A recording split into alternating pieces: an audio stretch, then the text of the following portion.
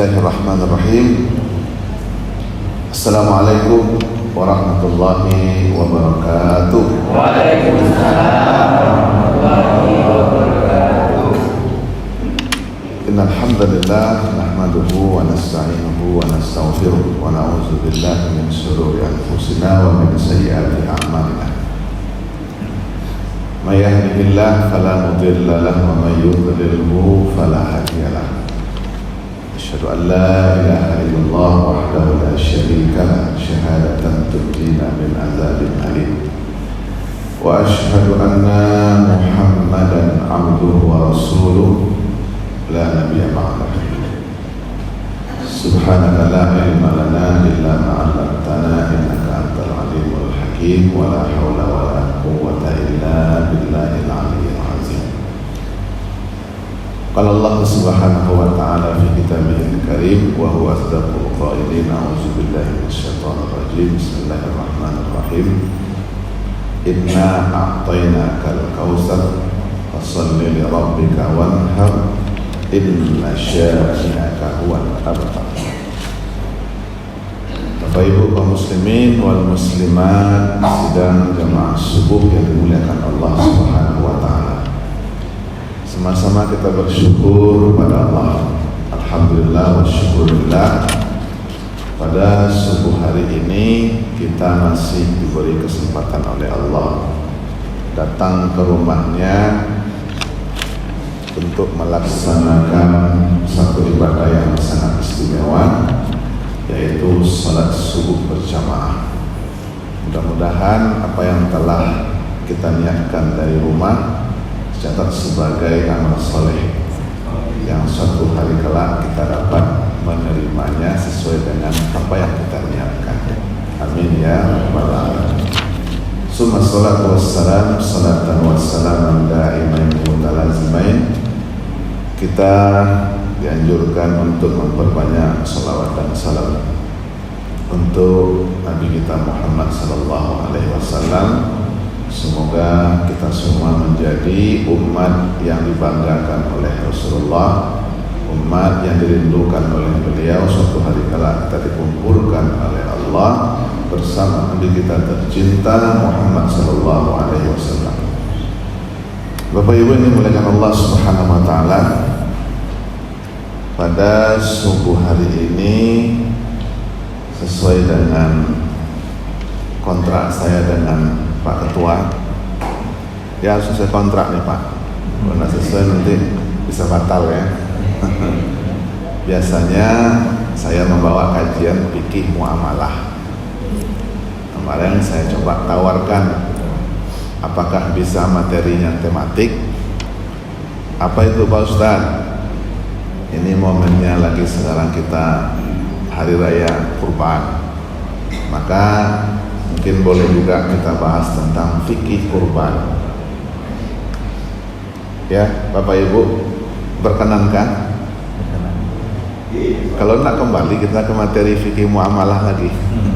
Kita sambung yang dulu pernah sekali. Ya, alhamdulillah saya masih diberi kesempatan pada subuh hari ini yang kedua kalinya. Mudah-mudahan tidak yang terakhir ya. Amin. Baik Bapak Ibu yang dimuliakan Allah Subhanahu wa taala. Tidak asing lagi bagi kita di hari-hari ini dan akan menuju ke hari puncaknya nanti, yaitu di 10 pertama Zulhijjah. Itu hari puncaknya ibadah haji. Jadi ibadah kurban itu bahagian yang termasuk di dalam pelaksanaan ibadah haji. Apa yang kita lihat, apa yang kita rasakan, apa yang kita alami selama ini bertahun-tahun kan, juga seperti puasa. Setiap tahun kita puasa, setiap tahun juga banyak juga yang tak puasa. Betul Pak Haji? Setiap tahun kita berkurban, tapi banyak juga yang nggak mau berkurban. Duit banyak. Mana duit Pak Haji? Beli kebun sawit, ya kan? Beli ini, beli itu. Berapa nominalnya? Jangan tanya lagi. Mungkin miliaran ya. Tapi begitu masuk ibadah kurban yang juga sekali setahun, maka menolaklah hatinya. Kenapa? Investasi saya belum cukup lagi Pak Ustaz, belum cukup untuk 7 turunan. Kalau 7 turunan macam mana lah mencarinya? Umur dah 60 dah, tapi yang mau dipersiapkan untuk 7 turunan, ya mungkin bisa, mungkin kita mampu. Tetapi rasa-rasanya kalau kita sudah mau mendekat mati, tak usah dipikirkan 7 turunan tuh. Pikirkan saja nasib kita. Nah, sudah berapa amal ibadah yang kita siapkan. Oleh karena itu, kita melihat banyak kesenjangan di dalam umat Islam memahami substansi daripada ibadah kurban ini. Ada yang menganggap kewajibannya sekali seumur hidup. Pak Haji, kurban kita lagi yuk tahun ini. Awalnya sudah 3 tahun yang lalu. Ini jamaah saya di sana, bukan di sini. Kalau sini kayaknya tiap tahun ini. Ada 20 ekor Pak Haji? Ada ya, akan lebih ya. Alhamdulillah. Ya, karena kalau lihat tampilan masjidnya tidak mungkin lah 2 ekor, 3 ekor nih kan. Malu lah kita, ya. Dari depan sana itu sudah nampak Masjid Amalia tuh bersinar terang benderang ya kan. Insya Allah mudah-mudahan di atas 20 ekor lah, ya. Mudah-mudahan ada onta. Nah, kalau bisa jemput sekali ke Arab Saudi itu enggak 2-3 ekor onta gitu kan. Nah, coba pula kita sembelih di sini ya Pak Haji ya. Enggak salah itu. Berapa lah ongkosnya? Sambil orang pulang umroh nitip lah gak 2-3 ekor ya kan. Bisa lah itu, insya Allah. Atau dipaketkan melalui kargo ya kan. Nah, tapi agak lama sampainya. Jadi banyak pemahaman yang keliru di dalam masyarakat kita, baik itu dari sisi hukumnya, dari sisi pelaksanaannya, ya, dan hal-hal yang berhubungan dengan termasuk ketika pendistribusian daging hewan kurban itu. Nah, siapa yang berhak menerimanya, dan siapa pula yang tidak berhak. Padahal hari itu adalah hari rayanya umat Islam, dan harusnya semua kita menikmati daging hewan kurban. Nah, walaupun sedikit, nah, berkahnya itu yang perlu. Tak, bukan banyaknya. Jadi kalaupun ada sebagian masjid mengeluh tuh, Pak Ustaz, kami rasanya sampailah 14 ekor atau 15 ekor sapi setahun, tapi cuma dapat 7 onnya satu orang tuh ya kan. Nampaknya ada kecurigaan jamaah ini pada panitia. Wallahu a'lam bishawab. Jadi pertanyaan itu terselubung, tapi saya udah paham ya sudah. Kok sedikit katanya kan? Apakah binatang ternak yang disembelih itu kurus-kurus tak ada daging? Saya dapat 7 on, apalah 7 on itu dapat katanya kan? Nah, sekali makan, sekali masak habis. Besok tak ada lagi. Ya memang jangan pula disimpan sampai bertahun-tahun daging kurban ya kan? Ini tahun ini tengok di kulkas masih ada juga lagi daging kurban tahun kemarin. Masya Allah. Ini tak ada berkahnya lagi. Karena ibadah kurban itu kan ketika sudah disembelih itu yang idealnya ketika kita selesai sholat subuh, kemudian masuk waktu duha itu, lalu segerakan sholat Idul Adhanya, setelah itu langsung menyembelih. Nah, itu idealnya waktunya. Tapi karena kita banyak kesibukan, kalau nanti dicari-cari waktu itu Pak Ustadz nggak sempat. Banyak nanti yang berhalangan ya, karena sibuk dengan segala sesuatu.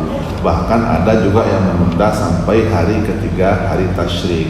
Boleh, waktunya itu boleh. Tapi kalau mau cari afdolnya sesuai dengan substansi daripada namanya duha kan, Idul Adha, pada waktu duha sebenarnya yang disunnahkan itu untuk memotong.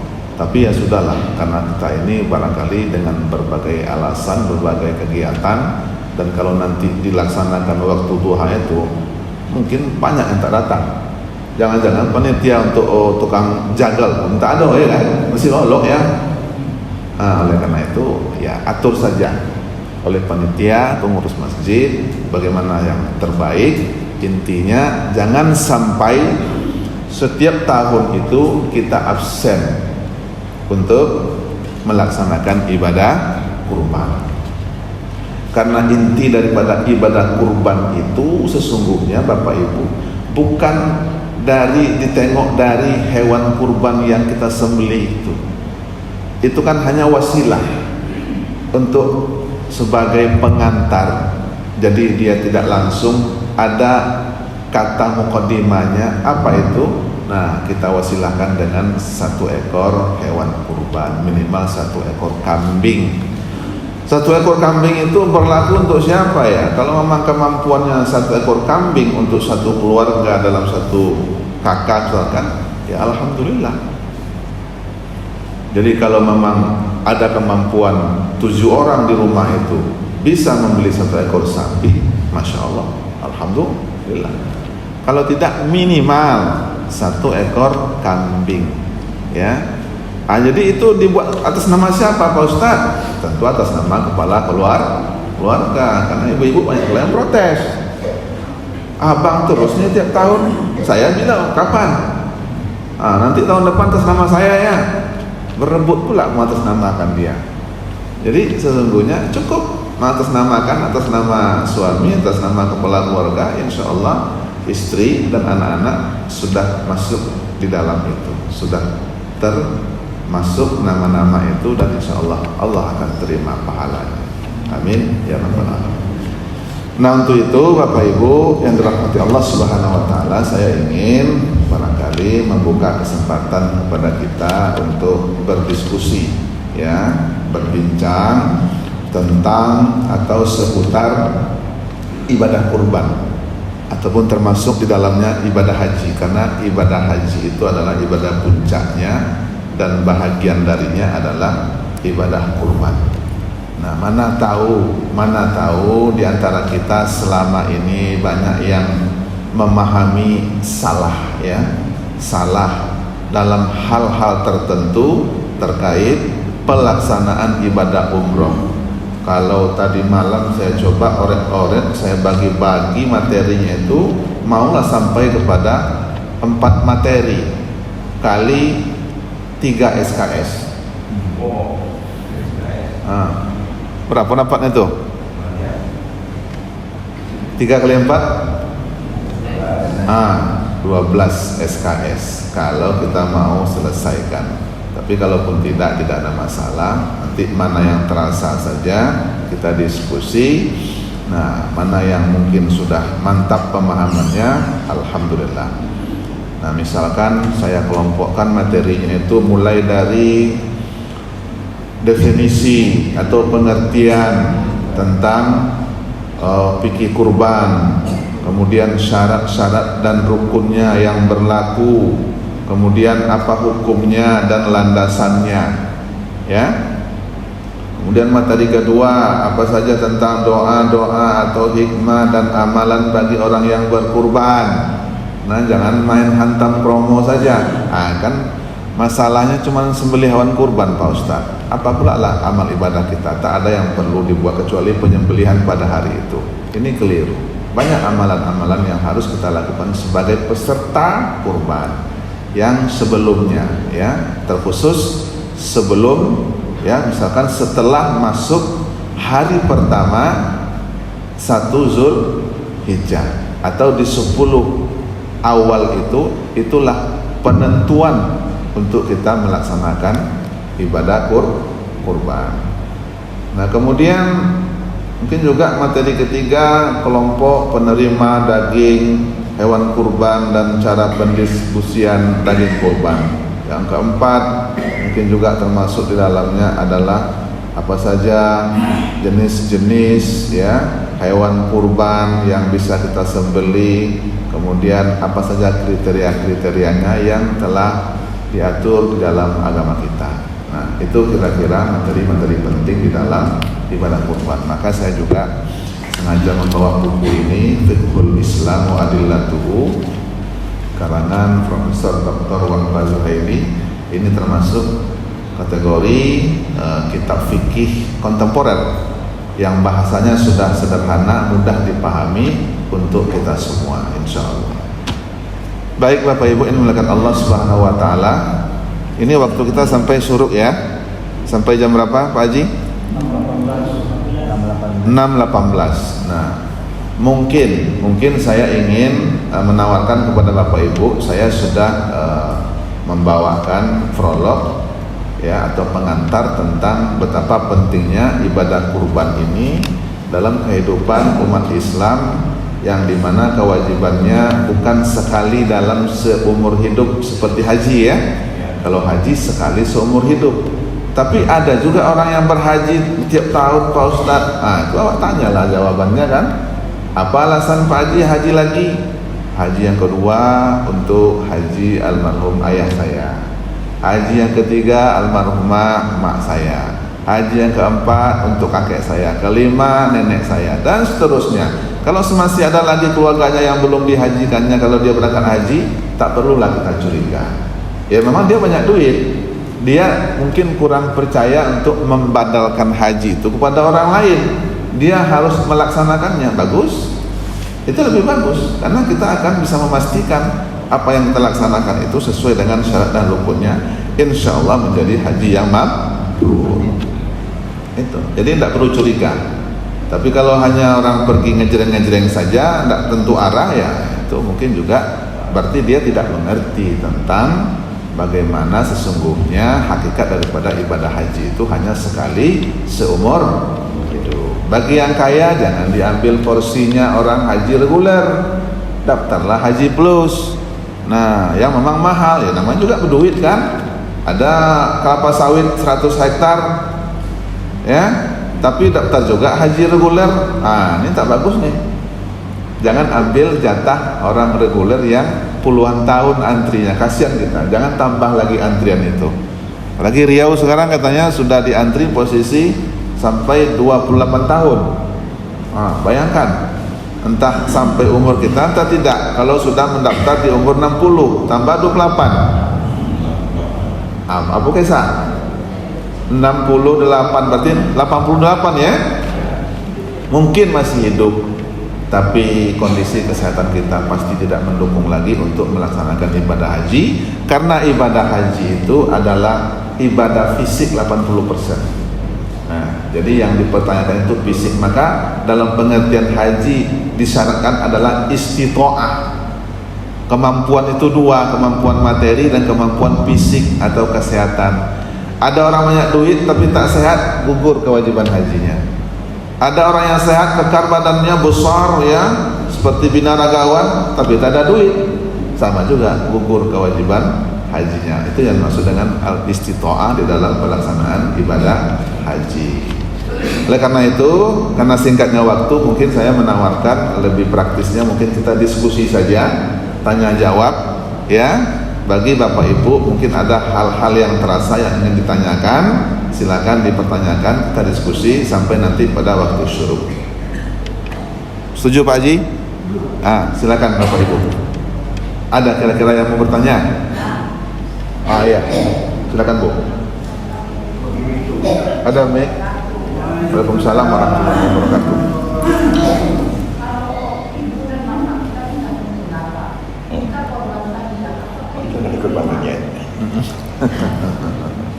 Baik, saya walaupun saya terdengar ya, insyaallah terdengar.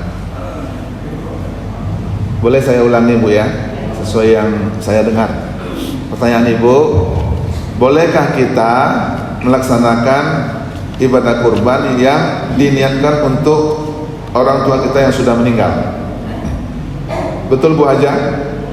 Betul? Orang tua kita sudah meninggal, lalu mungkin dulu belum sempat melaksanakan ibadah kurban karena belum mampu atau dan segala macamnya. Qadarullah, kita sebagai anak dianugerahkan oleh Allah ada harta ya yang mungkin cukup untuk membelikan hewan kurban, lalu kita niatkan untuk kedua orang tua kita. Nah, sebagaimana yang dirilis oleh kebanyakan ulama di dalam ulama fikih mereka berpendapat bahwa seseorang yang meniatkan untuk orang yang sudah meninggal, terkhusus kepada orang tua kita, insya Allah diterima oleh Allah Subhanahu Wa Taala, sampailah insya Allah pahalanya. Karena innamal a'malu binniyat. Ya, tapi jangan orang tua kita dikorbankan pula, ya kan? Disembelih hewan kurban diniatkan untuk mereka. Insya Allah sampai. Nah, jadi mungkin tahun ini kita mampunya untuk 1 ekor kambing, niatkan untuk almarhum ayah. Tahun besok kita niatkan lagi untuk almarhum mak kita, dan seterusnya. Boleh, ya. Dan tetapi jangan sampai dalam 1 tahun itu kosong, dalam 1 keluarga itu minimal 1 ekor kambing diniatkan untuk 1 keluarga. Rugi kita, karena Rasulullah juga dulu beliau menyembelih 1 ekor kibas yang gemuk, yang bagus, yang cantik, yang besar. Niat beliau apa? Ya Allah, ini kurban untuk diriku, untuk keluargaku, dan untuk umatku yang tidak mampu berkurban. Masya Allah. Coba tuh bayangkan niat beliau, ya, sampai diniatkan untuk umatnya yang tidak mampu berkurban. Nah begitu kita rangkul niat itu untuk ke semua orang. Mudah-mudahan Allah Maha melipat gandakan pahala. Itu tidak urusan kita itu. Yang penting kita sudah berniat untuk berkurban walaupun 1 ekor kambing untuk 1 keluarga. Nah, jadi tidak pula mesti digilirkan. Tahun ini atas nama abang ya, besok nama saya. Tidak perlu. Tidak perlu itu.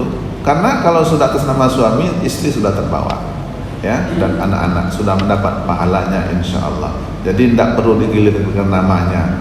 Nanti atas, kecuali kalau memang ada kemampuan, ya, untuk 2 orang, ya, untuk 2 ekor, ya silakan atas nama bapak, atas nama ibu, itu tidak mengapa. Tapi kalau cukup hanya 1 ekor kambing saja, insya Allah sudah, ya, cukup untuk 1 keluarga. Begitu Bu, kira-kira Bu. Allahu a'lam bishawab. Dan lagi Bapak Ibu, ya, silakan Pak Haji. Jangan berat-berat materi pagi ini Pak Haji, ya. Assalamualaikum warahmatullahi wabarakatuh. Waalaikumsalam. Kalau kita lihat apa yang dipostingkan, ada yang disebarkan, disebarkan, barang siapa yang berkorban itu panitia menjual kulit kambing pada tidak diterima. Yang jadi permasalahan dengan zaman yang kita sudah lalui, kita lakukan dan saat ini, dimana kalau kayak masjid Ahmadiyah ini alhamdulillah masalah jamaahnya ramai dan rata-rata sudah paham dengan tata cara atau kepanitiaan korban. Bagi yang belum, saya tak solusikan teruskan, karena semakin hari semakin bertambah ilmu, tapi kadang-kadang atau semua tidak saya sebutkan kurangnya atau minimnya dalam mengajar atau majlis ilmu, maka agak lampu dalam pengelolaan korban. Kadang dikatakan ustaz malah menjadikan kemelut atau kehebohan di dalam kepengurusan panitia korban. Contohnya dalam masalah kulit sapi, ya, atau kulit korban, di mana dengan model yang lama mereka jual, mereka belikan untuk keperluan kepanitiaan korban.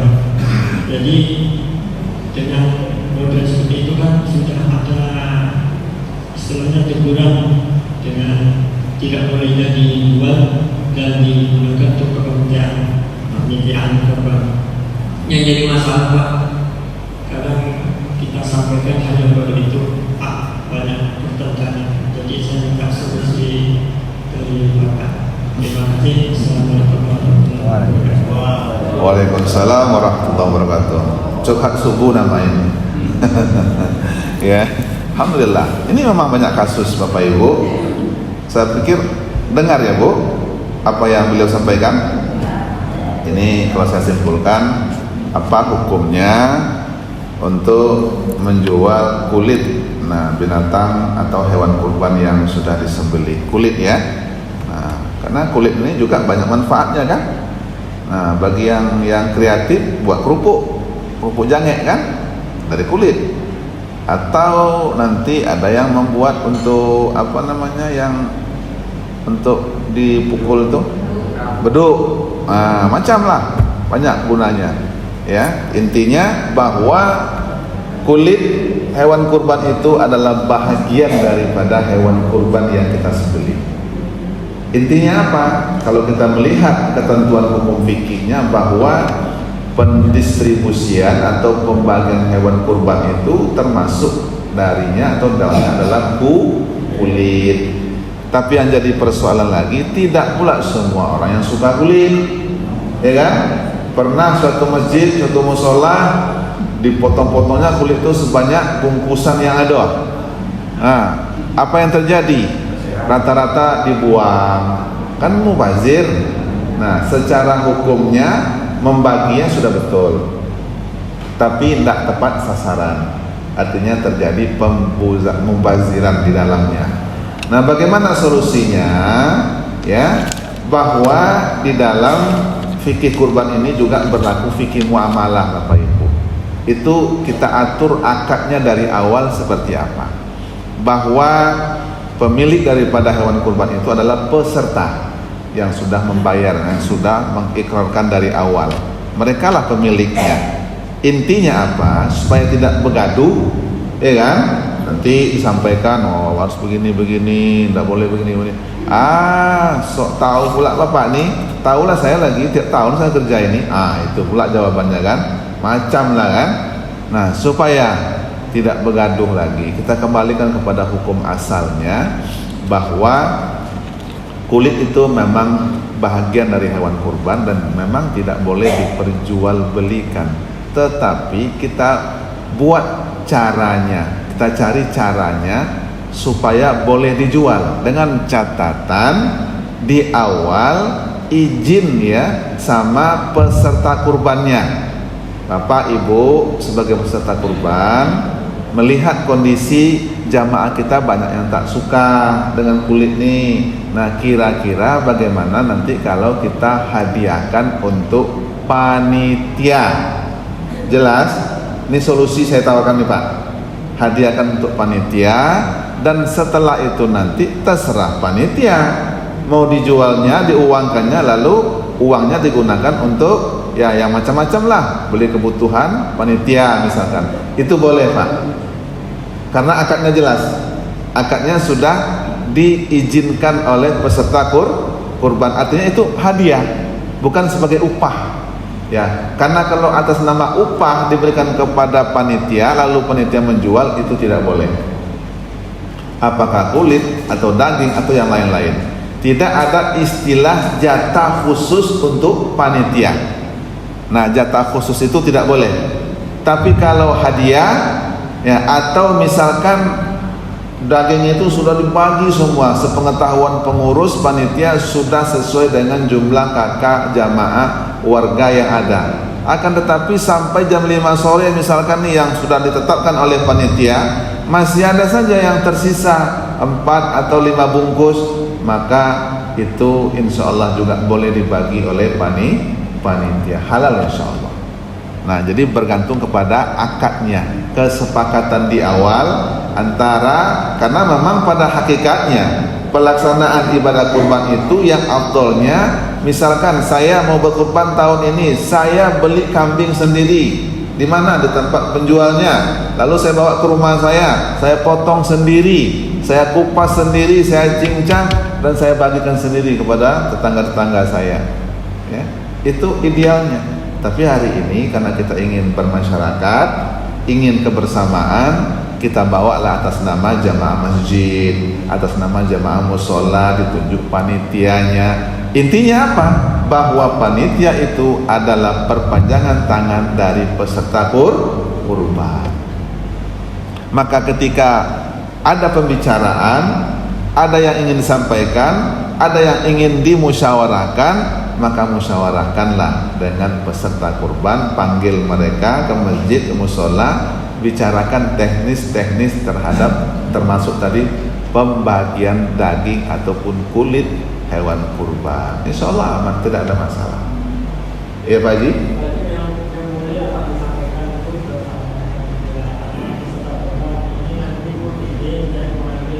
Iya, memang harus.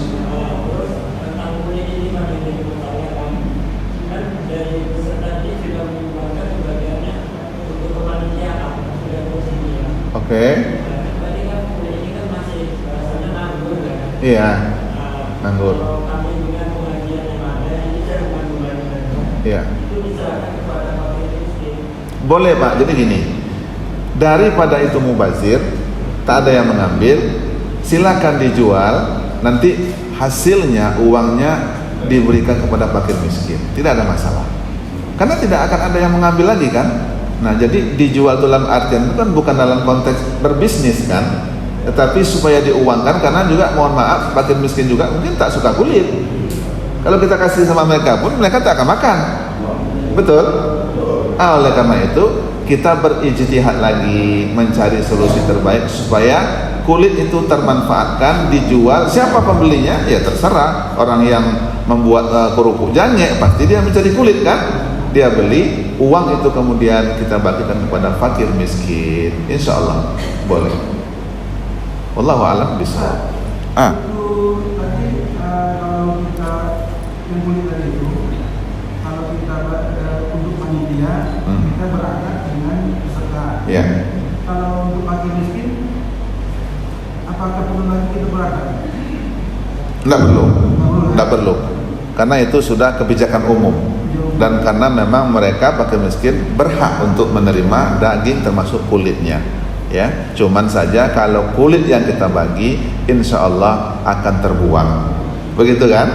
Nah, kalau memang mereka mau, ya silakan bagikan kulitnya, ya kan? Tapi ya secara umum kita melihat jarang jamaah ini yang suka kulit, susah mengolahnya kan?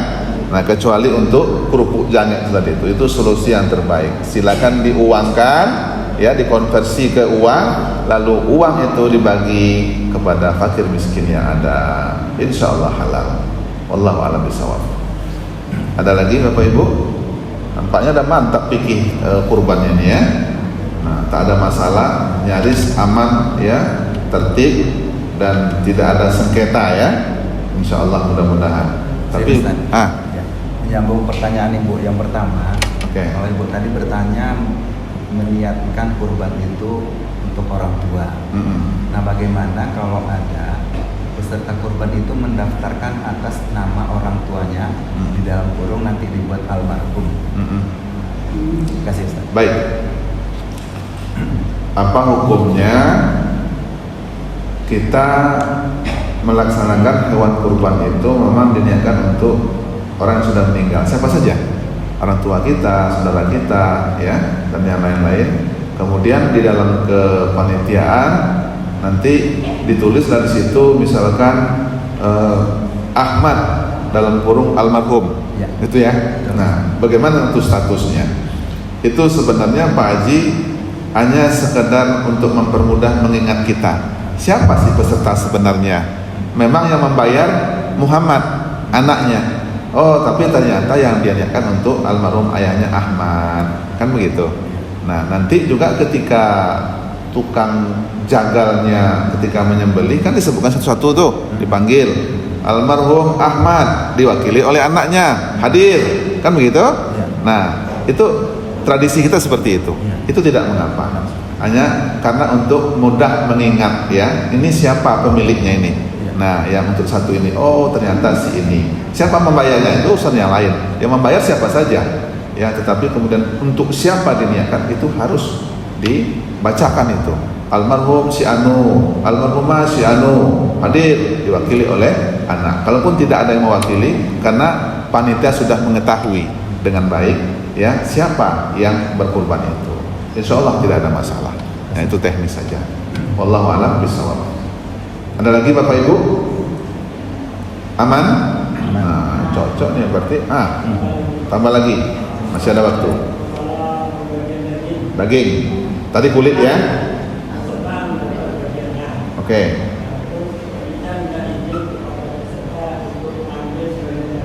Oke.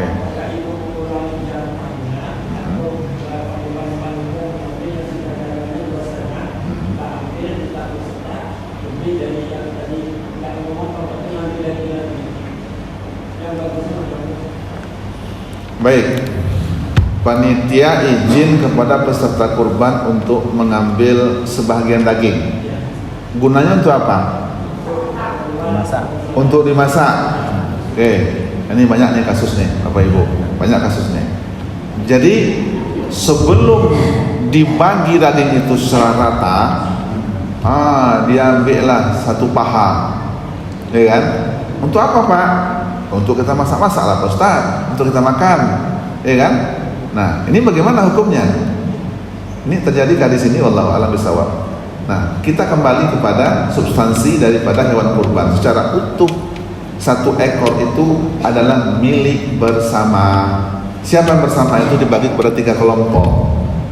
Sepertiga untuk peserta kurban, sepertiga untuk tetangga, jiran, andai tolannya dan keluarga besarnya peserta kurban, sepertiga lagi untuk fakir miskin.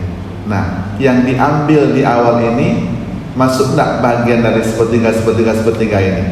Kalau tidak masuk, enggak boleh. Artinya apa? Bagi dulu rata. Bagi semua dulu, dapat berapa? 100 kantong misalkan gitu. Nah, 100 kantong, terus nanti mau diambil 1 kantong atau 2 kantong, ya silakan. Karena sudah dibagi rata ini kan. Tadi yang tidak boleh itu dia belum dibagi tapi sudah diambil. Artinya ini tidak tepat kepada sasarannya. Karena itu masih dalam kategori milik bersama, kok dimakan oleh sekelompok kecil. Nah, oleh karena itu ini juga tidak boleh dilakukan. Tetapi ada cara yang elok, barangkali nanti setelah dibagi rata semuanya 100 kantong misalkan, nah kita sampaikan kepada panitia yang mewakili atau mewakili daripada peserta kurban. Nah ini kan nanti biasanya tidak mungkin, kalau panitia kan harus makan lah, ya kan? Harus makan juga, harus ada yang rokok, dikasih rokoknya, ya dikasih kopinya, karena hampir seharian bekerja kan. Nah, jadi itu sebenarnya bukan upah, tetapi karena kebiasaan kita, panitia, kemudian seluruh warga-warga yang dekat-dekat di situ, pengurus masjid, makan bersama, betul Pak? Nah, ini sudah tradisi, menurut saya itu di mana-mana sudah begitu. Tapi lakukanlah cara yang benar, jangan seperti tadi. Jadi belum dibagi, diambil daging-daging yang bagus, dimasak, hanya dimakan oleh sebagian orang tertentu, terkhusus panitia yang bekerja. Itu tidak boleh. Ya, jadi dasar-dasarnya kita kembalikan kepada seluruh 1 ekornya hewan kurban itu milik bersama yang dibagi kepada 3 kelompok tadi. Oh, apakah nanti kita masukkan ke dalam kelompok yang ketiga misalkan untuk fakir miskin nih, lalu kita ambil yang itu? Ya, silakan. Tapi jangan sampai keluar dari 3 kelompok ini tadi. Kalau itu sudah terakomodir dengan 3 kelompok itu, insya Allah tidak ada masalah. Wallahu a'lam bishawab.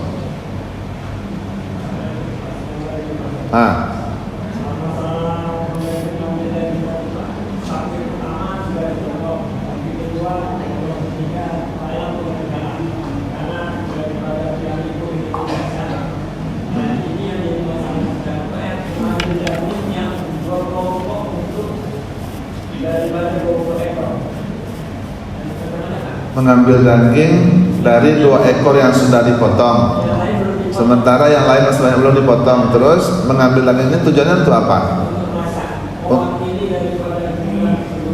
Panitia. Oh iya, tadi kan sudah saya sampaikan Pak. Ya, artinya semuanya misalkan 10 ekor ya, yang terpotong baru 2 ekor. Karena mau buru-buru mau masak nih, ambillah sebahagian dari daging yang sudah dipotong itu. Boleh kah? Ya tidak ada masalah. Tadi yang penting ini, iya, yang penting dibicarakan, diberitahu panitia peserta kurban. Kalau menurut mereka tak masalah, mungkin dia niatkan dari bahagian sepertiga yang punya dia, aman. Nah, maka akadnya yang perlu Pak. Setiap masalah itu bicarakan baik-baik, dan kalau dalam perspektif fikih muamalah, akadnya, perjanjian di awal itu yang perlu dilandasi dengan akad. Kita ambil atas dasar apa? Ya udah, kan saya kan punya jatah tuh sepertiga, ya udah atas nama sepertiga itu aja. Insya Allah aman, tidak ada masalah. Nah, kenapa ribut-ribut? Kita harusnya berbagi kebersamaan ya. ingin makan bersama, nggak ada masalah. Atur saja dengan baik, bicarakan dengan baik. Yang penting niatnya jangan salah dan pengerjaannya juga jangan sampai salah. Itu intinya ya, musyawarah, mufakat, dan beritahu siapa yang berhak di dalam pendistribusian daging itu dan siapa yang berhak menerimanya. Jangan salah sasaran. Wallahu a'lam bishawab.